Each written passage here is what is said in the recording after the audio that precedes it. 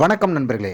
தமிழக அரசியல் களம் மிகவும் பரபரப்பாக இருக்கிற இந்த சூழ்நிலையில் டிவிகே கட்சி தன்னுடைய முதல் எம்எல்ஏவை பதிவு செய்ய போகிறாங்க அப்படிங்கிறது கன்ஃபார்ம் ஆகிருக்கு. எப்படின்னு பார்க்குறீங்களா?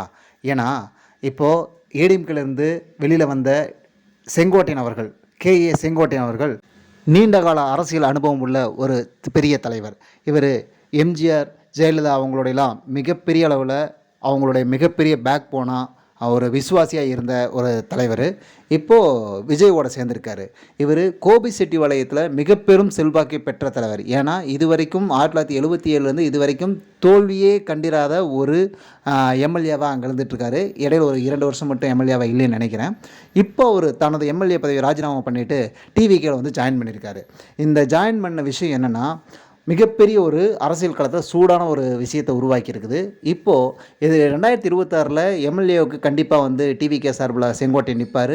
அவருடைய லோக்கல் செல்வாக்கும் விஜயோட மாசான ஒரு செல்வாக்கும் சேர்ந்து அங்கே ஒரு மிகப்பெரிய வெற்றியை பதிவு பண்ண போகிறாங்க.